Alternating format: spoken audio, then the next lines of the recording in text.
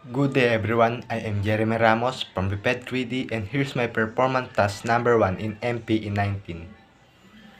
First question, what is drugs? Drug is any chemical substances that affect the processes of the mind and body. And if the drugs is ingested in a person, it has physiological effect. Drugs came from different sources such as plant synthetic chemical like ecstasy. But there are different meaning of the word drug. The first drug used in the treatment, cure, prevention, or diagnosis of disease to improve physical or mental health. But what are the other meaning of drug? As I said earlier, have drugs can harm our body and health, sometimes resulting in negative effect in behavior of person who use drugs. This type of drugs are the illegal one.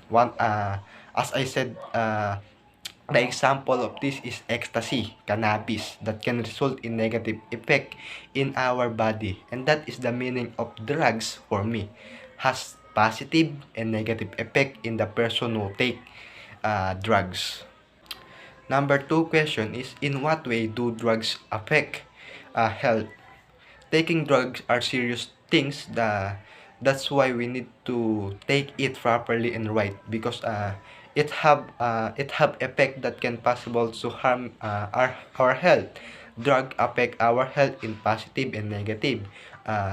positive and negative way. It depends on the drugs, because there are two types of drugs, which is the legal and the illegal. Legal drugs like the medicine can affect your health in positive way, unlike to illegal drugs like ecstasy, marijuana, etc. has negative effect in our health. Person who uh, person who are overdose in drug are possible to lose their behavior and result of hallucination, and it can permanent damage to the brain and other organs.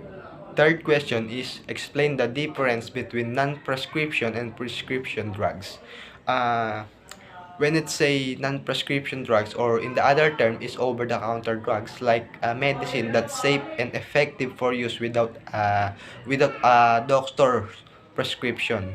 Non-prescription drugs are used in treat an expanding range of condition, whether these are considered illness or deficiency.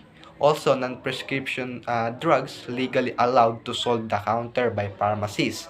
Meanwhile, the uh, prescription drugs, this is the drugs that requires a written order or prescription from a doctor, dentist, or nurse. This prescription tell a pharmacist to dispense a particular medication, and also it is a medicines that are effective when used under a doctor's care. Prescription drugs are more powerful than non-prescription drugs. The fourth question is, why marijuana and inhaling chemical should be avoided? Marijuana and inhaling chemicals should be avoided because if we take marijuana, it can result to harm the brain and increase the risk of developing depression. And there are negative effects in our health that is why it should be avoided. And the other inhaling chemicals, if the person inhaled chemicals like rugby or etc., it can result bad effect in our breathing, and it can affect in liver, brain, and other part of the body. It is needed to be avoid if you want to have better health and long life, because marijuana and inhaling chemicals can damage your health and behavior. Next is Num- number 5 question is, what are the ways of preventing abuse of drugs? Many uh, many people today are engaged in addiction, abusing drugs. That is why young and adult people are addicted in different kind of drugs. And now I'm going to tell what are the way of preventing drug abuse. First, uh, you need to think before do an action. For example, see how drugs change your behavior and health. In that way, you get a chance to stop using drugs. Second is learn to avoid places or people and situation where you might be tempted to use drugs. In that way, you can avoid the use of drugs.